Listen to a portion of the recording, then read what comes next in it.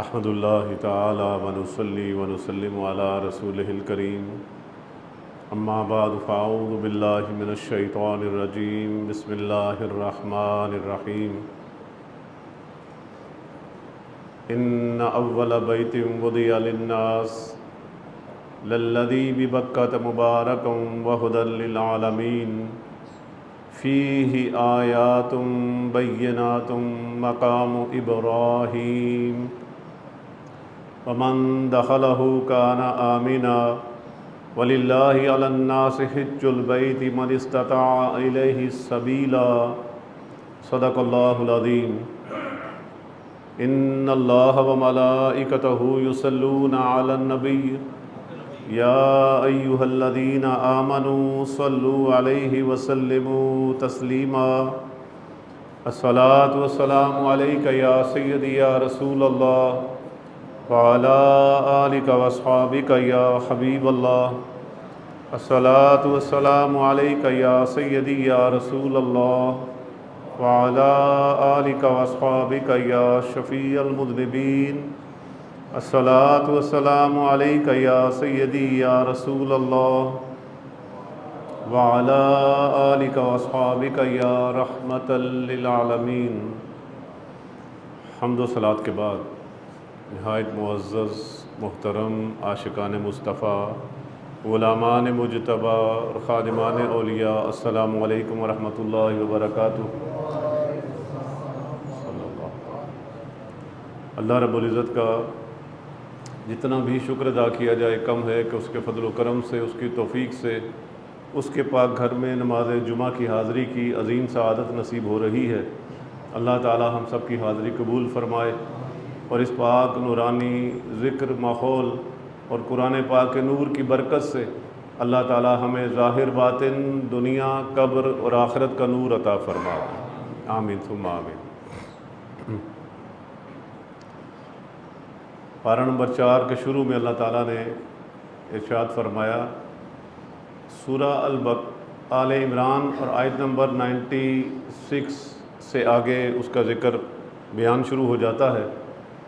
اللہ رب العزت نے ارشاد فرمایا، ان اول بیت وضع للناس، کہ بے شک سب میں پہلا گھر جو لوگوں کی عبادت کو مقرر ہوا، للذی ببکۃ مبارکا وہدی للعالمین، فرمایا وہ ہے جو مکہ میں ہے، برکت والا اور سارے جہان کا رہنما، فیہ آیات بینات، اس میں مکمل نشانیاں ہیں، مقام ابراہیم، ابراہیم علیہ السلام کے کھڑے ہونے کی جگہ، ومن دخلہ کان آمنا، اور جو اس میں آئے امان میں ہو،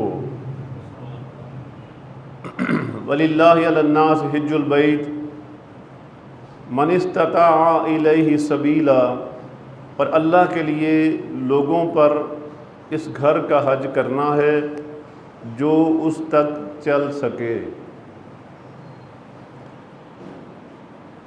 حج کے ایام بھی آ رہے ہیں آگے اور خوش نصیب تیاریاں کر رہے ہیں، اللہ پاک ان کے لیے سفر آسان فرما دے، تیاریوں میں آسانی فرما دے اور بخیر و عافیت وہاں حاضریاں ہوں، ارکان حج جو ہیں وہ آسانی سے وہ ادا کر سکیں، صحت و عافیت عطا ہو، اور اللہ تعالی ہمیں بھی لے جائے حج بیت اللہ کی سعادت، مدینہ طیبہ کی حاضری کی سعادت اللہ پاک ہمیں بھی عطا فرما دے۔ بڑی سعادت کی بات ہے، بڑی خوش بختی کی بات ہے ماشاءاللہ۔ تربیت کے ساتھ بندہ جائے نا وہاں پر، تو ایک تو قبولیت کے قریب ہو جاتا ہے، دوسرا آسانیاں ہو جاتی ہیں اس کے لیے کہ دل کا اطمینان صحیح نصیب ہوتا ہے۔ اللہ رب العزت نے ارشاد فرمایا، ان اول بیت وضع للناس، سب سے پہلا گھر جو تعمیر ہوا، لوگوں کی عبادت کے لیے مقرر کیا گیا، للذی ببکہ تھا، بکہ مکہ کو بکہ بھی کہتے ہیں، للذی ببکہ مبارکم وہدی للعالمین، وہ جو مکہ میں ہے ہدایت ہے، یعنی اس سارے جہان کا رہنما بھی ہے۔ بیت اللہ شریف کو اللہ تعالیٰ کے ساتھ نسبت، اللہ تعالیٰ کی خاص نشانی، اللہ تعالیٰ مکان میں رہنے سے پاک ہے، وہ سبحان ہے۔ بیت اللہ کا مطلب یہ نہیں کہ اللہ تعالیٰ اس میں رہتا ہے، نسبت اللہ تعالیٰ کی طرف، اللہ تعالیٰ نے اس کی نسبت اپنی طرف فرما لی، اور جس شے کی نسبت اللہ تعالیٰ اپنی طرف فرما دے وہ ہمارے لیے محترم، معزز، اس کا ادب و احترام ہم پر لازم، ایمان کا حصہ بن جاتا ہے۔ تو وہ بیت اللہ شریف جس کو سب سے پہلے آدم علیہ السلام نے تعمیر فرمایا، پھر نوح علیہ السلام کے طوفان کے بعد اس میں جب اسے سیلاب میں بہہ گیا تو پھر اس کے بعد ابراہیم علیہ السلام نے تعمیر فرمایا، اور ابراہیم علیہ السلام کی تعمیر کا واقعہ بھی قرآن مجید میں اللہ تعالیٰ نے بیان فرمایا ہے۔ وہ واقعہ بھی بڑا عجیب ہے، ابراہیم علیہ السلام اور اسماعیل علیہ السلام۔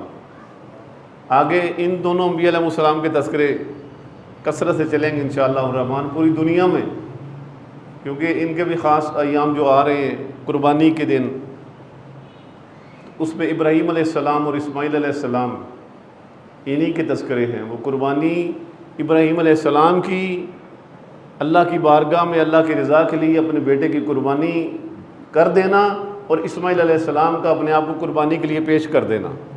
اللہ اکبر، بہت بڑی آزمائش تھی۔ تو یہ ابراہیم علیہ السلام اور اسماعیل علیہ السلام نے اس بیت اللہ شریف کو جب تعمیر فرمایا تو اس تعمیر کے دوران جس پتھر پر کھڑے ہو کر ابراہیم علیہ السلام اس کی تعمیر فرماتے اور اسماعیل علیہ السلام انہیں پتھر اور دوسری چیزیں پکڑاتے، وہ پتھر اللہ نے ایسا بنا دیا، اس پتھر وہ شان ہو گئی کہ ابراہیم علیہ السلام کے قدموں کے ساتھ وہ نسبت بھی اسے میسر آئی، اور وہ پتھر ایسا تھا کہ اگر بیت اللہ شریف کی دیواریں اونچی ہو گئیں، ابراہیم علیہ السلام کو اگر اونچا ہونا پڑتا تو وہ اونچا ہو جاتا، اور اگر نیچے تشریف لانا ہوتا ابراہیم علیہ السلام نے تو وہ جیسے لفٹ ہوتی ہے وہ لفٹ کی طرح کبھی نیچے آ جاتا، لیکن لفٹ اوپر اور نیچے جاتی ہے۔ یہ جو ابراہیم علیہ السلام کے قدموں کے ساتھ جس پتھر کو نسبت ہو گئی، ابراہیم علیہ السلام نے اگر دائیں طرف آنا ہوتا تو وہ دائیں طرف بھی آ جاتا، اور اگر بائیں طرف تشریف لے جانا ہوتا تو بائیں طرف بھی چلا جاتا۔ تو یہ وہ خاص پتھر ابراہیم علیہ السلام نے، اسماعیل علیہ السلام نے جب اس بیت اللہ شریف کی تعمیر مکمل فرما لی تو پھر دعا مانگی اللہ تعالیٰ سے کہ مولا گھر تیرا تعمیر کر دیا تیرے حکم سے، اور مجھے پھر اپنی خاص عنایت سے میری اولاد میں وہ نبی آخر الزمان صلی اللہ تعالی وسلم وہ عطا فرما دینا۔ رسول پاک علیہ الصلوۃ والسلام کے میلاد پاک کی دعا مانگی اسی پتھر پر کھڑے ہو کر،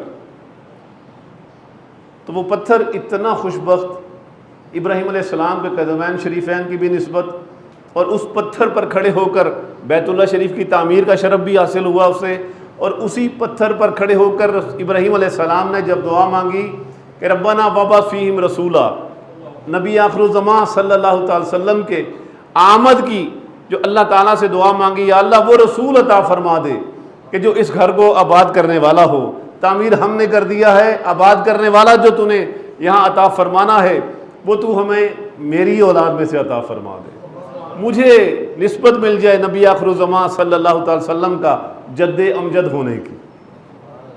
اللہ اکبر۔ تو جب ابراہیم علیہ السلام نے وہ دعا مانگی تو اس پتھر کے اوپر کھڑے ہو کر جب دعا مانگی تو اس پتھر نے بھی وہ دعا جب سنی تو موم کی طرح نرم ہو گیا۔ ابراہیم علیہ السلام کے قدموں کے نشان اس نے اپنے سینے پر جذب کر لیے ہمیشہ کے لیے۔ کئی یادیں اس نشانات کے ساتھ وابستہ ہیں مقام ابراہیم کے ساتھ۔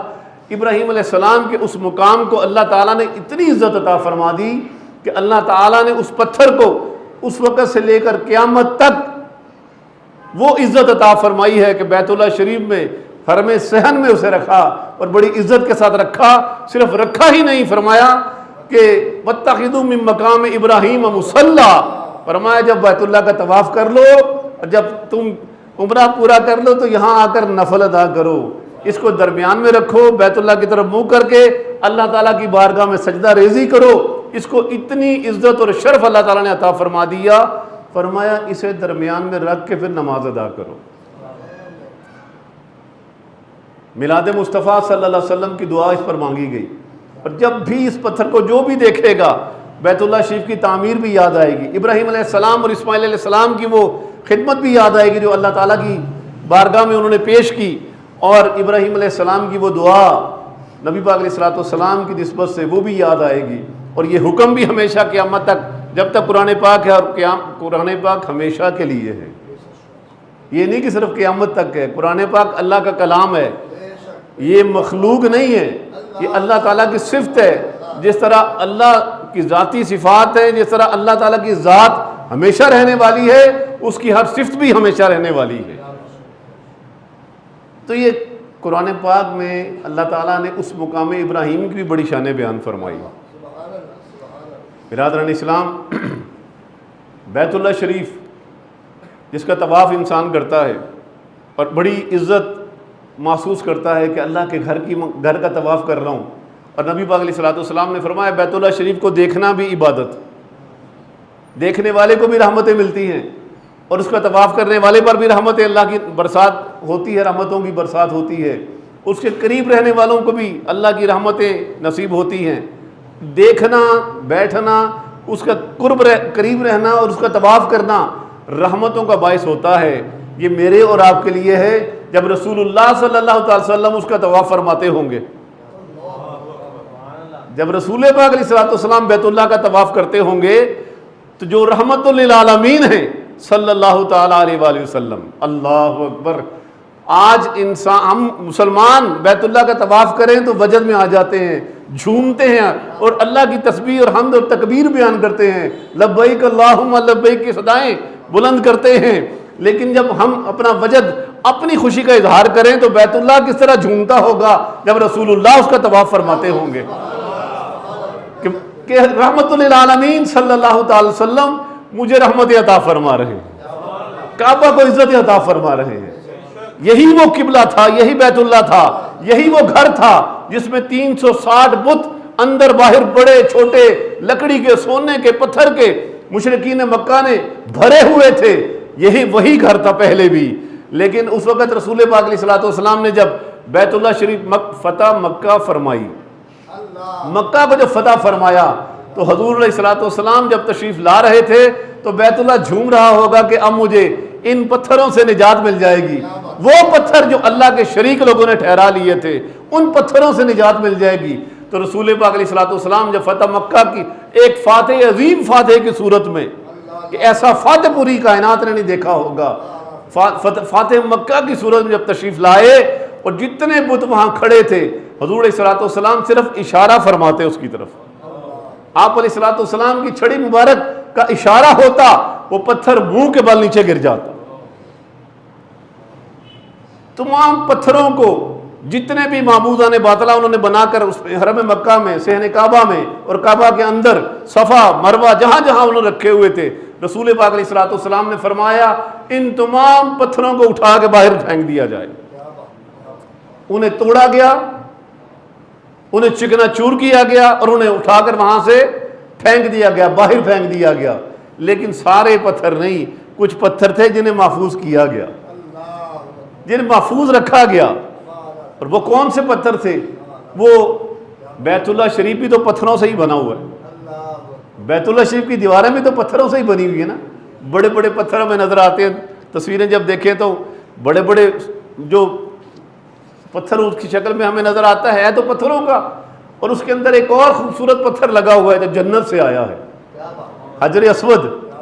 پھر اس کے قریب ابھی جس پتھر کا ہم نے ذکر پڑھا کہ فیہ آیاتم بیناتم مقام ابراہیم، کہ اس میں یہ جو بیت اللہ شریف ہے اس کے ساتھ ایک اللہ کی وہ خاص نشانی مقام ابراہیم، وہ پتھر جس پر ابراہیم علیہ السلام نے کھڑے ہو کر بیت اللہ کی تعمیر فرمائی اور اس پر کھڑے ہو کر میلاد مصطفیٰ کی دعا فرمائی، وہ بھی تو پتھر تھا، اسے کیوں نہیں اٹھوا کے باہر پھینکوایا؟ اس لیے کہ ہر پتھر اس قابل بھی نہیں ہوتا کہ اس کی تعظیم کی جائے، اور ہر پتھر اس قابل بھی نہیں ہوتا کہ اس کی بے ادبی کی جائے، ہر پتھر اس طرح کا بھی نہیں ہوتا کہ اس کی بے ادبی کی جائے۔ جس پتھر کو اللہ اور اس کے رسول نے چن لیا، اللہ اور اس کے محبوب علیہ الصلوۃ والسلام نے عزت عطا فرما دی، وہ پتھر بھی ہمارے لیے محترم ہے، وہ مقام ابراہیم ہو، وہ حجر اسود ہو، وہ بیت اللہ شریف کی دیواروں کا پتھر ہو، وہ صفا مروہ ہو، صفا مروہ کے پتھر، وہ پہاڑ، وہ صفا مروہ کا راستہ، اسے عزت کیسے ملی؟ اسے عزت مشہور واقعہ ان الصفا والمروہ من شعائر اللہ، اللہ تعالیٰ نے فرمایا بے شک صفا اور مروہ اللہ تعالیٰ کی نشانیوں میں سے نشانیاں ہیں۔ اللہ تعالیٰ نے صفا اور مروہ کو نشانی کیوں بنا لیا؟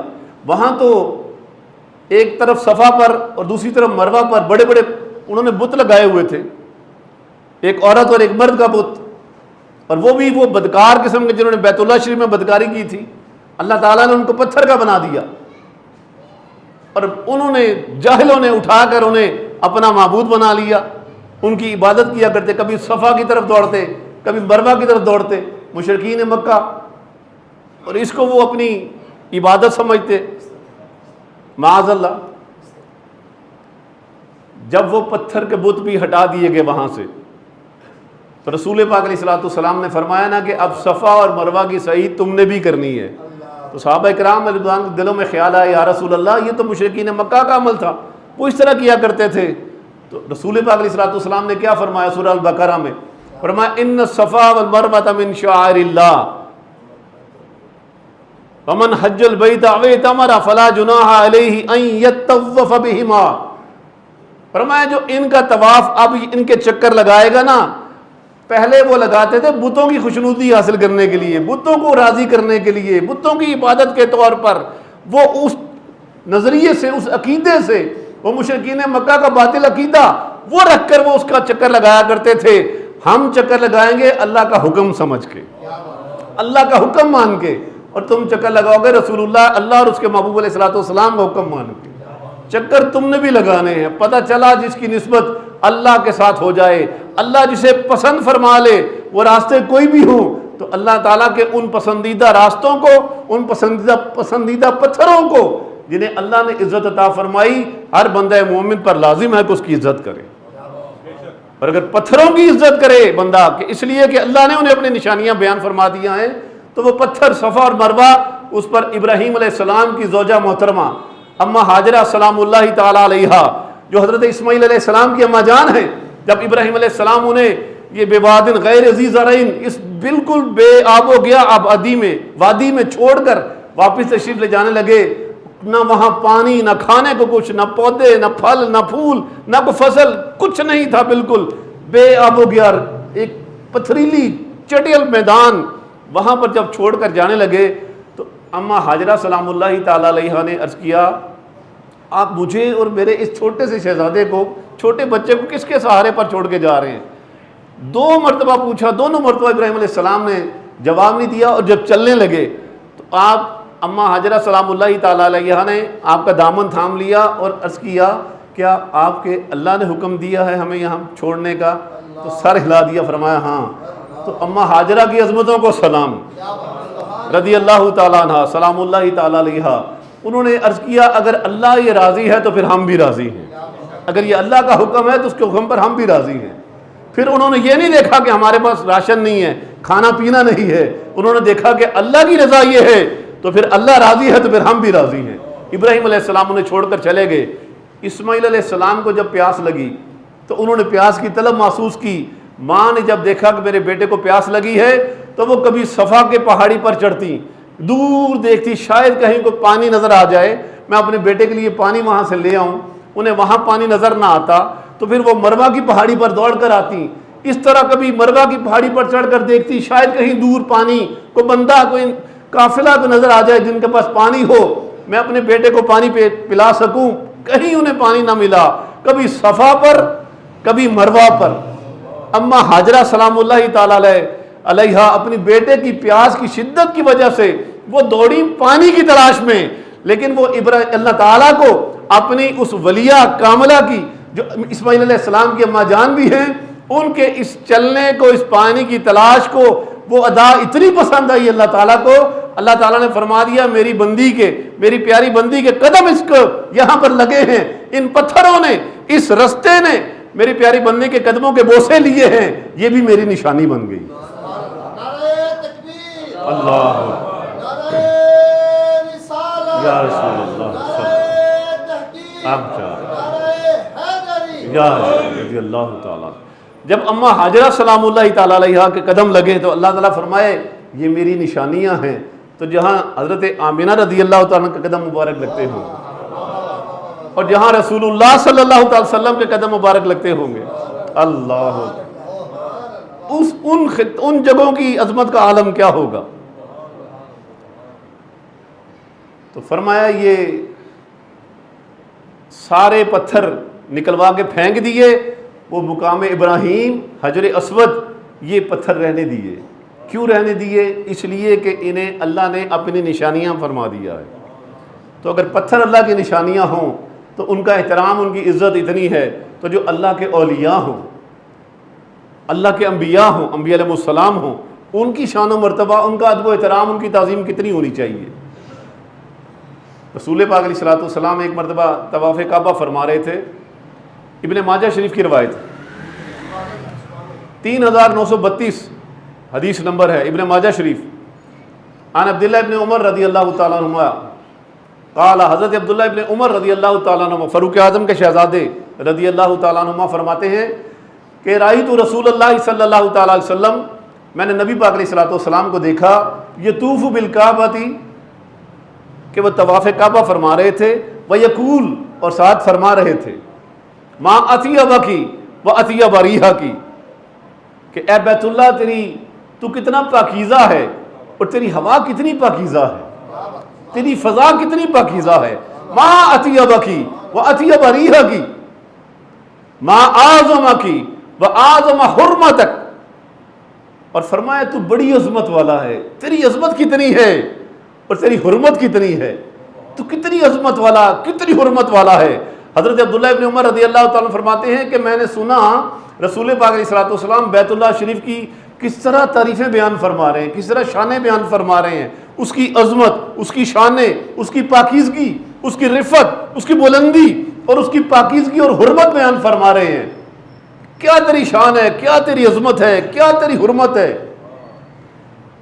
عبداللہ ابن عمر رضی اللہ تعالیٰ فرماتے ہیں کہ یہ فرمانے کے بعد آگے فرمایا نبی پاک علیہ السلام نے، اسی ابن ماجہ شریف کی روایت 3932، فرمایا کہ والذی نفس محمد بیدہ صلی اللہ تعالی وسلم، فرمایا اس ذات کی قسم ہے جس کے قبضہ قدرت پہ مجھ محمد کی جان ہے۔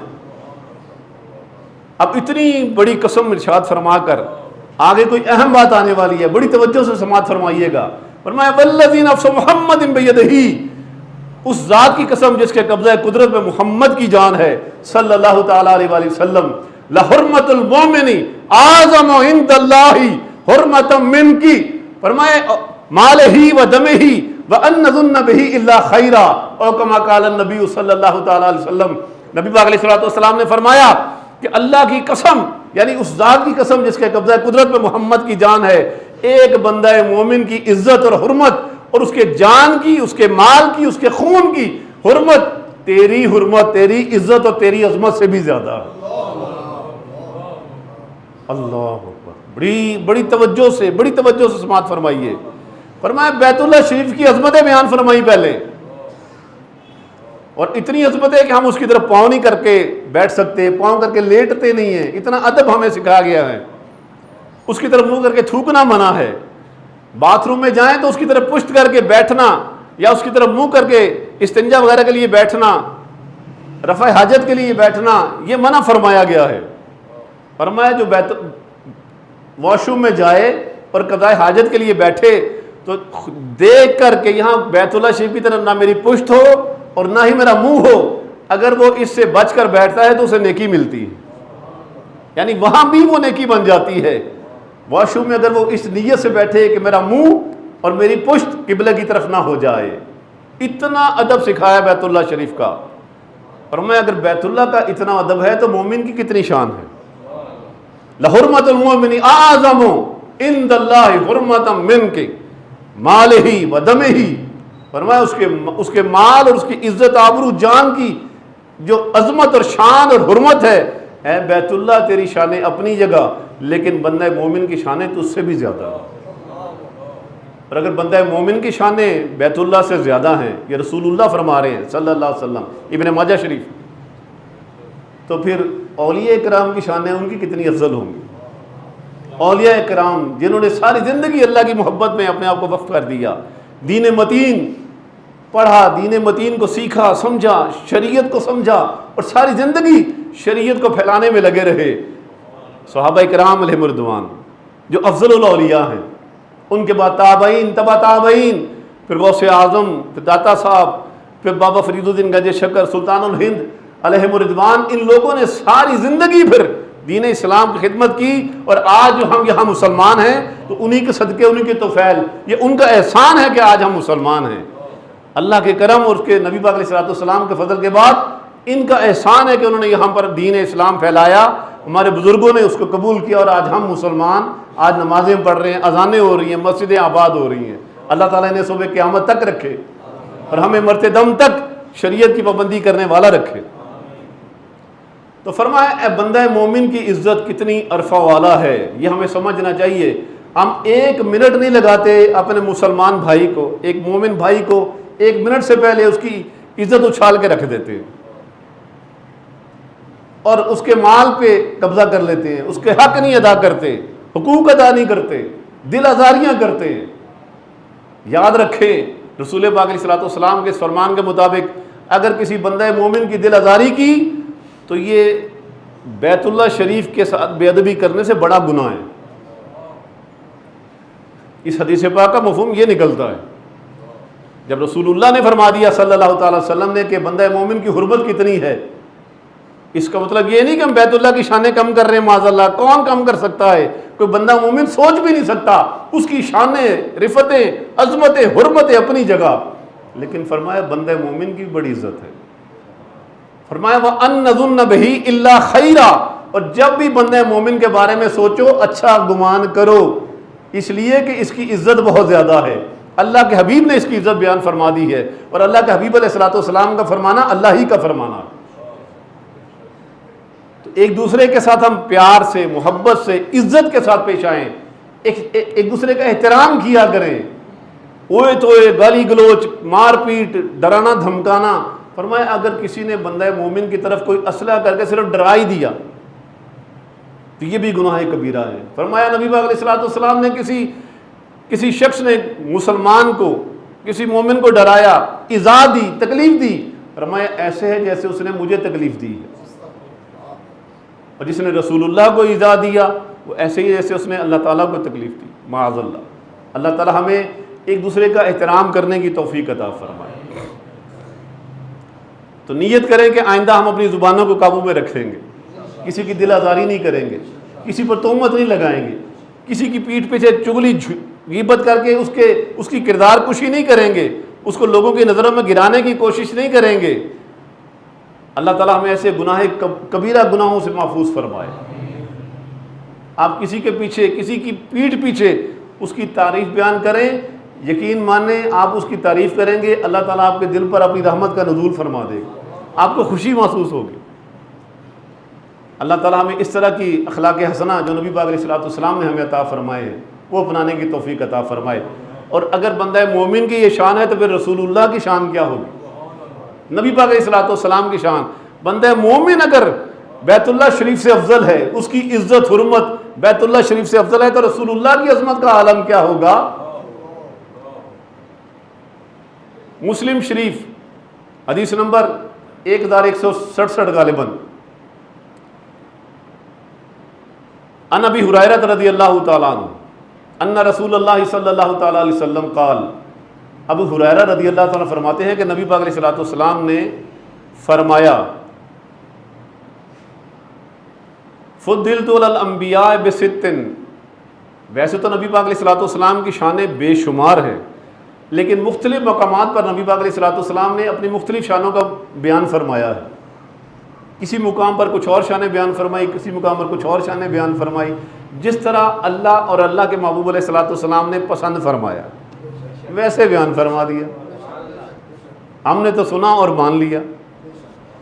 فرمایا فضلت علی الانبیاء بست، یہاں فرمایا مجھے انبیاء علیہ السلام پر 6 چیزوں میں بڑی فضیلت دی ہے اللہ تعالیٰ نے۔ اوتیت جوامع الکلم، کہ مجھے گفتگو کا وہ اللہ تعالیٰ نے فضیلت عطا فرمائی ہے. کلام تھوڑا ہوتا ہے لیکن وہ سمندر، علوم کے سمندر پوشیدہ ہوتے ہیں اس کے اندر. عبارت چھوٹی ہوتی ہے، جملہ چھوٹا ہوتا ہے، لیکن قیامت تک کے لیے لوگوں کے لیے اس کے اندر علوم کے فنون کے سمندر ہوتے ہیں. اوتیت جوامع الکلم ونصرت بالرعب، اور اللہ تعالیٰ نے مجھے میرا روب رکھا ہے دشمن پر. وأحلت لی المغانم، اور میرے لیے مال غنیمت کو اللہ تعالیٰ نے میرے لیے، میری امت کے لیے حلال فرما دیا. وجعلت لی الارض طہورا ومسجدا، اور اللہ تعالیٰ نے میری نسبت کی وجہ سے پوری روئے زمین کو پاک بھی فرما دیا ہے اور مسجد بھی بنا دیا ہے. یعنی اس زمین نے جب نبی پاک علیہ الصلوۃ والسلام کے قدمین شریفین کے بوسے لیے تو اللہ تعالیٰ نے اسے وہ عزت عطا فرما دی. ایک تو وہ شہر ہے نا جہاں خاص رسول اللہ صلی اللہ علیہ وسلم جلوہ گر ہوئے، جہاں وہ بیت اللہ شریف بنایا گیا. ابراہیم علیہ السلام اور اسماعیل علیہ السلام نے وہ بیت اللہ شریف تعمیر فرمایا، اور اس شہر کی قسم بھی اللہ تعالیٰ نے ارشاد فرمائی لا اقسم بہذا البلد، کہ قسم ہے اس شہر کی. لا اقسم، یہ قسمیہ ہے. لا فرمایا لا اقسم بہذا البلد، اس شہر مکہ کی قسم ہے. کیوں قسم ہے؟ بیت اللہ شریف کی وجہ سے، وہ بھی بڑی عظمت والا ہے. حجر اسود کی وجہ سے اس کی اپنی شانیں ہیں. آب زمزم شریف کے کنویں کی وجہ سے اس کی اپنی عظمت ہے.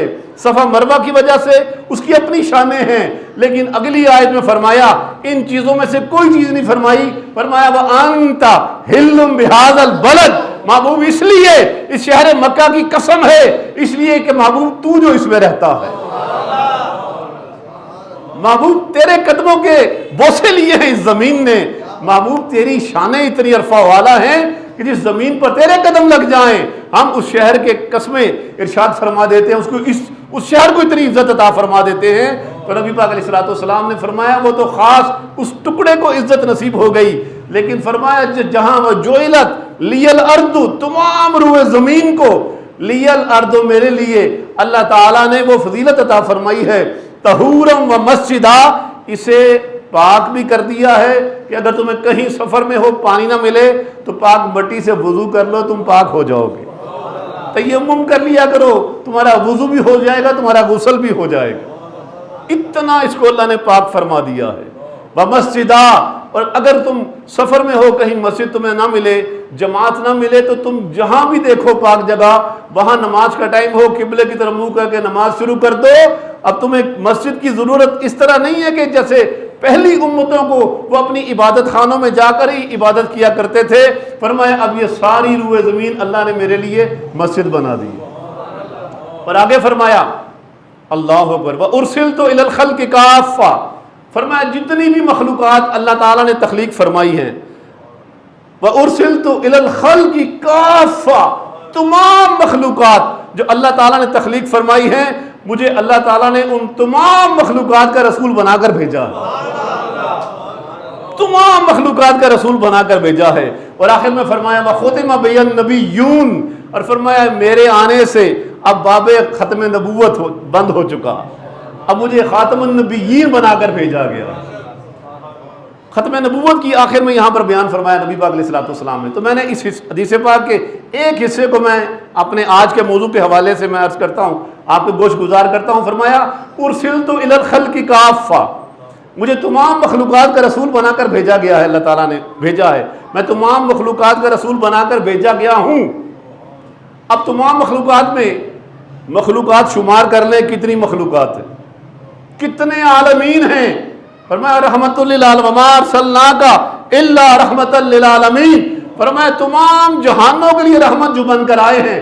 وہ کتنے جہان ہیں، اس جہان کے کتنی مخلوقات ہیں، اور مخلوقات کی کتنی تعداد ہے، اور اس تعداد میں کتنے افراد ہیں. ان سب کے لیے فرمایا میں رحمت للعالمین بن کر بھی آیا ہوں، اور میں ان تمام مخلوقات کا رسول بھی بن کر آیا ہوں. آسمان مخلوق، زمین مخلوق، ہوا مخلوق، فضا مخلوق، چاند سورج ستارے، زمین و آسمان کے درمیان جو کچھ ہے، ملائکہ ہیں، جنات ہیں، عالم ارواح ہے، حضرت جبرائیل علیہ السلام ہیں، اسرافیل علیہ السلام ہیں، اسرائیل علیہ السلام، میکائیل علیہ السلام، تمام ملائکہ، تمام جنات، تمام انسان، جانور، یہ پتھر، پہاڑ اور یہ حشرات، نباتات، تمام مخلوقات جس کا بھی آپ نام لے لیں، وہ چاہے جنت ہے، وہ فرشتے ہیں، وہ جو بھی مخلوق ہے جو اللہ تعالیٰ نے تخلیق فرمائی ہے، اللہ کے سوا جو بھی ہے وہ مخلوق ہے، فرمایا میں ان سب کا رسول بن کر آیا ہوں، جنت کا بھی رسول بن کر آیا ہوں۔ تو جنت کے رسول بن کر جو آئیں، جنت کی ہر نعمت کے رسول ہوں گے کہ نہیں ہوں گے؟ تو وہ جنت کی ہر نعمت کے بھی رسول ہیں۔ اور جنت سے وہ پتھر آیا حجر اسود، وہ حجر اسود جنت سے آیا، جنتی پتھر ہے، تو جہاں وہ لگا ہے وہ حجر اسود بھی مخلوق ہے، رسول اللہ اس کے بھی رسول ہیں۔ حجر اسود امتی ہے نبی پاک علیہ الصلوۃ والسلام کا، جنت بھی امتی ہے نبی پاک علیہ الصلوۃ والسلام کی۔ اور جہاں حجر اسود نصب ہے، وہ دیوار بیت اللہ شریف کی، وہ بھی تو پتھروں سے بنی ہے نا، ہے عظمت والی، ہے شان والی، اس کی حرمت پہلے بیان ہو چکی جو رسول اللہ نے بیان فرما دی، لیکن ہے تو مخلوق، بنایا تو تعمیر تو کیا نا ابراہیم علیہ السلام نے، اسماعیل علیہ السلام نے، ہے وہ بھی مخلوق، حجر اسود بھی مخلوق، مقام ابراہیم جس پتھر پر ابراہیم علیہ السلام کے قدموں کے نشان ثبت ہیں، قیامت تک رہیں گے، قیامت تک کے لیے محترم اور معزز رہے گا، ہے تو وہ بھی مخلوق، وہ بھی امتی ہے رسول اللہ کا۔ حجر اسود بھی امتی ہے رسول پاک علیہ الصلوۃ والسلام کا، اور بیت اللہ شریف بھی امتی ہے نبی پاک علیہ الصلوۃ والسلام کا۔ حضور علیہ الصلوۃ والسلام تمام مخلوقات کے رسول، تمام مخلوقات کے۔ برادران اسلام، حجر اسود اور بیت اللہ بھی رسول اللہ کا کیا ہے؟ امتی۔ کیا ہے؟ ذرا اونچی بولے، آواز سمجھ آئے ذرا۔ بیت اللہ شریف رسول اللہ کا، حجر اسود نبی پاک علیہ الصلوۃ والسلام کا، مقام ابراہیم، جنت، ملائکہ، زمین و آسمان، جو بھی مخلوق ہے رسول اللہ کی امتی ہے۔ اور پوری کائنات کے رسول، رسولوں کے بھی رسول، نبیوں کے بھی رسول، ہمارے اور آپ کے آقا حضرت محمد مصطفیٰ صلی اللہ تعالیٰ علیہ وسلم، وہ سب کے رسول ہیں۔ تو جب نبی پاک علیہ الصلوۃ والسلام کا یہ مقام، اور پچھلے جمعہ یا اس سے غالباً پچھلے جمعے نبی پاک علیہ السلام، انبیاء علیہ السلام کی وہ میں نے حیات النبی کے حوالے سے ایک گفتگو کی تھی، آپ کو گزارش کی تھی کہ اللہ کے یہ بندے زندہ ہیں مزاروں میں، اور فرمایا تھا کہ میں نے عرض کیا تھا، حدیث پاک آپ کو سنائی تھی کہ اللہ تعالیٰ نے انبیاء علیہ زمین کو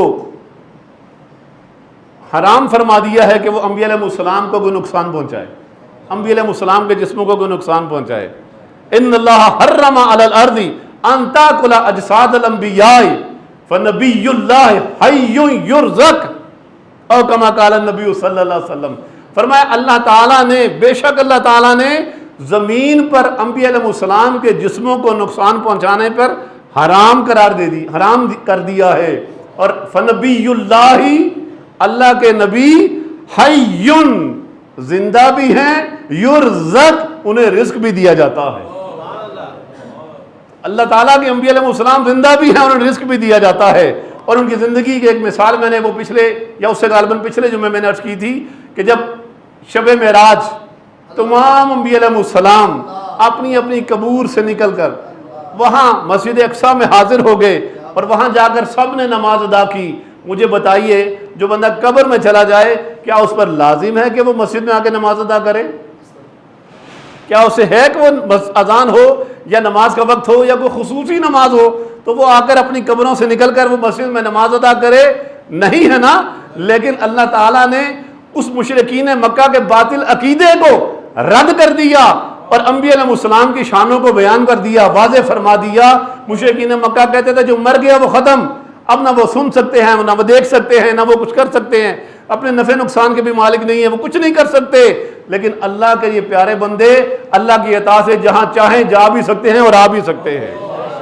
تو تمام انبیاء علیہ السلام اس دن، اس رات کو مسجد اقصیٰ میں پہنچے، حاضر ہوئے کہ امام الانبیاء تشریف لا رہے ہیں، حضور تشریف لا رہے ہیں۔ آج وہ نماز ہوگی جس میں کوئی فلسطین کا محلے کا نمازی نہیں ہوگا، بلکہ حضرت آدم علیہ السلام سے لے کر عیسیٰ علیہ السلام تک جتنے انبیاء علیہ السلام ہیں، آج صرف انبیاء علیہ السلام کی پیچھے جماعت ہوگی اور امامت کریں گے امام الانبیاء صلی اللہ تعالی علیہ وآلہ وسلم۔ تو جب یہ بنیادی عقائد درست ہو جائیں تو تب پتہ چلے گا کہ جب ہم حج کے لیے جاتے ہیں، عمرہ کے لیے جاتے ہیں، اور جب وہاں سے حاضر ہو کر ارکان حج مناسک حج ادا کرنے کے بعد نبی پاک علیہ السلام کے روضہ اقدس پر حاضری دیتے ہیں، تو آج وہاں بڑی بڑی رکاوٹیں کھڑی کر دی ہیں، اور وہاں نبی پاک علیہ السلام کے روضہ اقدس کی طرف منہ کر کے کھڑے ہونے کے وہ شرک کے فتوے لگا دیتے ہیں، اور یلا یلا نکل یہاں سے، چلا جائے دور، جلدی نکل یہاں سے، اس کی وہ جناب سیکیورٹی گارڈ کھڑے کر دیے ہیں۔ آج انہوں نے یہ کر دیا ہے، ورنہ صحابہ کرام علیہ رضوان تو نبی پاک علیہ السلام کی قبر انور کے ساتھ چپٹ جایا کرتے تھے، لپٹ جایا کرتے تھے۔ حضرت بلال رضی اللہ تعالیٰ عنہ، حضرت ابو ایوب انصاری رضی اللہ تعالیٰ عنہ، اور جو قریب رہنے والے صحابہ کرام تھے وہ تو صبح و شام نبی پاک علیہ السلام کی بارگاہ میں حاضری دیا کرتے تھے۔ آج وہاں کھڑے ہو کر نبی پاک علیہ السلام، آج جہاں سے چلے بندہ حج کے ارادے سے روزہ پاک علیہ السلام کے نبی پاک علیہ السلام کے روزہ اقدس کی حاضری کے لیے نیت یہ ہوتی ہے میں اپنے نبی علیہ السلام کی بارگاہ میں حاضری دینے جا رہا ہوں۔ حضور علیہ السلام نے فرمایا جس نے میری قبر کی زیارت کی ایسا ہی ہے جیسے اس نے میری زیارت کی ہے، اور جس نے میری قبر کی زیارت کی وجبت لہو شفاعتی، من زار قبری وجبت لہو شفاعتی، جس نے میری قبر کی زیارت کی میری شفاعت اس پر واجب ہے۔ حضور علیہ السلام بلا رہے ہیں، آؤ آؤ میری شفاعت کے حقدار بھی ہو جاؤ اور میری زیارت بھی کر لو، اور وہ وہاں کھڑے ہو کر لوگوں کو وہاں رکنے نہیں دیتے۔ اگر کہ درود و سلام پڑھنے کی کوشش کرے، ہاتھ باندھ کر کھڑا ہو جائے، اس کو شرک کے فتوے لگا رہے ہیں۔ اب مجھے آخری بات، آپ کا وقت تو میں نے آج لے لیا، لیکن بات بڑی اہم ہے، اللہ کرے یہ ہمیں باتیں یاد رہ جائیں۔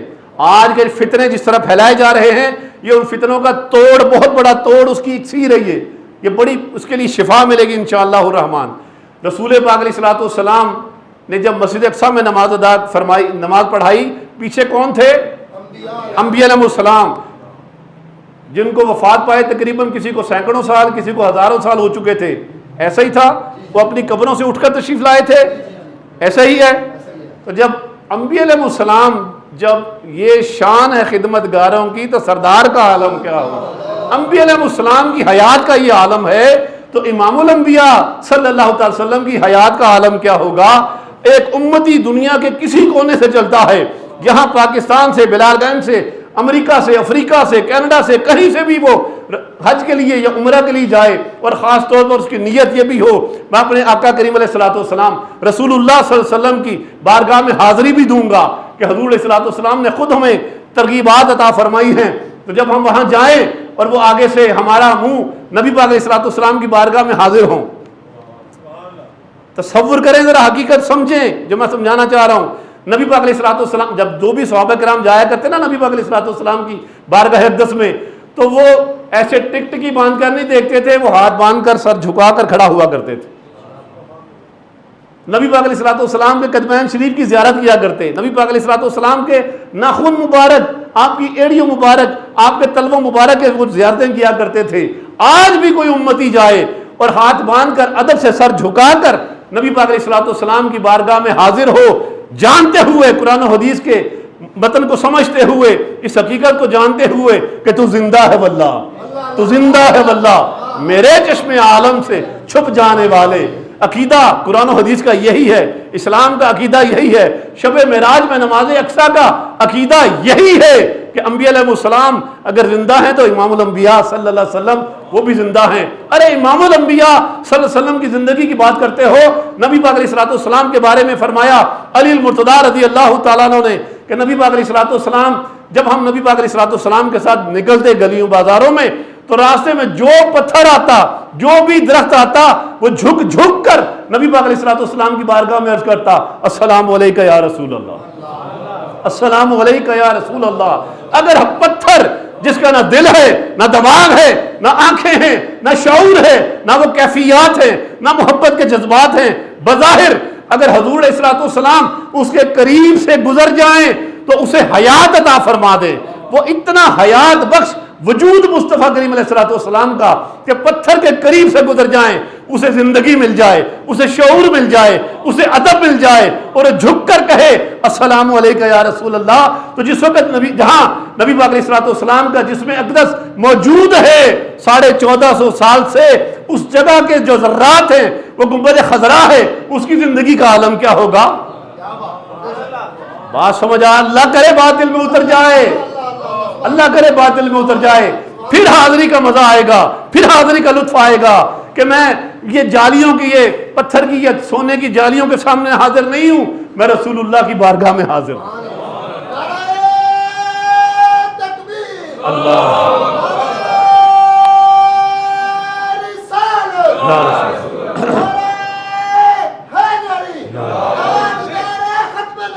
زندہ باد،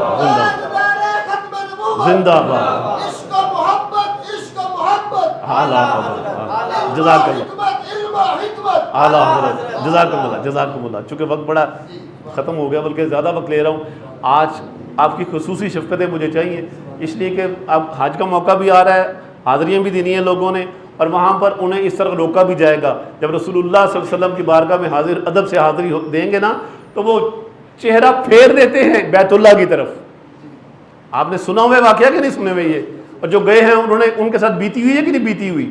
ان کے ساتھ یہ بیتی ہے. وہ چہرہ پھیر دیتے ہیں کہ ادھر نہیں، یہاں تو شرک ہے، بیت اللہ کی طرف منہ کر دیتے ہیں، ادھر منہ کر کے کھڑا ہو. ابھی ہم نے کیا سنا؟ نبی پاک علیہ الصلوۃ والسلام کی حدیث مبارکہ کے مطابق کیا سنا؟ بیت اللہ تو امتی ہے رسول پاک علیہ الصلوۃ والسلام. بیت اللہ کیا ہے؟ امتی ہے نبی پاک علیہ الصلوۃ والسلام کا. اب مجھے انصاف سے، ایمانداری سے بتا دیجئے، اپنے ایمان کے کانوں سے، ایمان کے جو یقین سے اپنے سنی باتیں، قرآن و حدیث، میں نے کو اپنی طرف سے بات نہیں کی، احادیث مبارکہ مسلم شریف، ابن ماجہ شریف کی روایات 2 بیان کی ہیں ابھی میں نے صرف. اگر ان کے مطابق آپ کو سمجھ آ جائے تو اب مجھے یہ بتائیے، بیت اللہ شریف امتی ہے نبی پاک علیہ الصلوۃ والسلام کا، امتی رسول ہیں بیت اللہ شریف کے. اب بتائیں امتی کا درجہ بڑا ہے یا رسول کا درجہ بڑا ہے؟ کس کا درجہ بڑا ہے؟ امتی کا درجہ کہ رسول کا؟ بیت اللہ شریف کی عظمتیں اپنی جگہ، بیت اللہ شریف کی حرمتیں اپنی جگہ، ان پر ہمارا ایمان ہے جو رسول اللہ نے ہمیں ارشاد فرما دیا. دل و جان سے ہم بیت اللہ کی عزت کرتے ہیں، عظمت و احترام کرتے ہیں. میں نے شروع میں اس کی عظمتیں بیان کر دی. اب مجھے بتائیں، اگر ہم رسول اللہ جو بیت اللہ کے بھی رسول ہیں اپنے نبی پاک علیہ الصلوۃ والسلام کی بارگاہ میں جا کر ادب سے کھڑے ہوں اور ہمارا سینہ پھیر دیا جائے بیت اللہ شریف کی طرف، تو جو ہمارا منہ پھیر دینے والے ہیں، رسول اللہ سے منہ پھیر کر امتی کی طرف کرنے والے ہیں، ان کے ایمان کی حالت کیا ہوگی؟ ان کا ایمان کس درجے کا ہوگا کہ تم اپنے رسول کو، ایک بیت اللہ جو اپنی شانوں کے ساتھ بڑی شان عظمتیں، لیکن ہے امتی رسول اللہ صلی اللہ علیہ وسلم کا، کیا امتی کو بڑھا رہے ہو رسول اللہ سے؟ اور یہ بڑھانا نہیں تو اور کیا ہے؟ اور وہ بیت اللہ ہے، یہ رسول اللہ ہے، یہ بیت اللہ کے بھی رسول ہیں. خوش بخت ہے وہ جو جسے وہاں حاضری نصیب ہو جاتی ہے. ہوتے کہاں خلیلو بنائے کعبہ و منا، ہوتے کہاں خلیل وہ بنائے کعبہ و منا. حضرت ابراہیم علیہ السلام کہاں ہوتے؟ یہ کعبہ کہاں ہوتا؟ یہ حجر اسود کہاں ہوتا؟ یہ منا کہاں ہوتا؟ یہ مزدلفہ کہاں ہوتا؟ یہ کائنات ہی نہ ہوتی. ہوتے کہاں خلیل و بنائے کعبہ و منا، لولاک والے صاحبی سب تیرے گھر کی ہے. کہ وہ جو نہ تھے تو کچھ نہ تھا، وہ جو نہ ہو تو کچھ نہ ہو، جان ہے وہ جہان کی، جان ہے تو جہان ہے. جب بھی وہاں جائیں ادب کے ساتھ حاضری دیں. یقین رکھیں رسول اللہ صلی اللہ علیہ وسلم نے خود بیان فرما دیا، ہمیں خود حکم فرمایا، خود دعوت دی، میری قبر پہ آیا کرو، میری قبر پہ آؤ، میری شفاعت کے حقدار ہو جاؤ گے. میری قبر کی زیارت کرو تو ایسا ہوگا جیسے تم نے میری زیارت کی ہے. آج بے شک انہوں نے دیواریں کھڑی کر دی، پردے لگا دیے، آگے وہ شرطے کھڑے کر دیے، بڑی سیکورٹی لگا دی. ان کا ابھی ٹھنڈ نہیں پڑ رہی، ان کو مزید رکاوٹیں، آگے بینچ لگا دیے اور کر دیا، دور کر دیا. لیکن وہ قریب ہونے کے باوجود وہ دور ہیں. اور جو سینکڑوں ہزاروں میل دور سے چل کر کبھی جامی جا رہے ہیں، عبد الرحمن جامی جا رہے ہیں، کبھی اعلیٰ حضرت جا رہے ہیں، ہزاروں میل دور سے سفر کر کے جب جاتے ہیں تو رسول اللہ انہیں قریب کر لیتے ہیں۔ باتیں تو بے شمار اور بھی ہیں، لیکن اللہ کرے یہ سمجھ آ جائیں تو عقائد ہمیں سمجھ آ جائیں گے۔ وہاں حاضری دے تو ان کی پرواہ نہ کرے، آپ رسول اللہ کی محبت کو پیش نظر رکھ کے ادب و احترام کے ساتھ ان کے ساتھ وہ بدتمیزی کریں، ہم نے بدتمیزی کا جواب بدتمیزی سے نہیں دینا، اس لیے کہ وہ جگہ ایسی ہے۔ یا ایھا الذین آمنوا لا ترفعوا اصواتکم فوق صوت النبی، فرمایا اس بارگاہ میں اپنی آواز بھی کیا، سانس بھی اونچا نہیں لینا ہے۔ اللہ تعالی ہمیں ہمیشہ نبی پاک علیہ الصلوۃ والسلام کی محبت اور ادب پر قائم رکھے، اسی پر ہمارا جینا ہو، اسی پر ہمارا مرنا ہو، اسی پر ہمیں قبر میں وہ بہاریں دیکھنا نصیب ہوں، اسی پر اللہ تعالی ہمیں محشر میں رسول اللہ کے غلاموں کے سب میں شامل فرمائے۔ وما علیہ الا البلاغ۔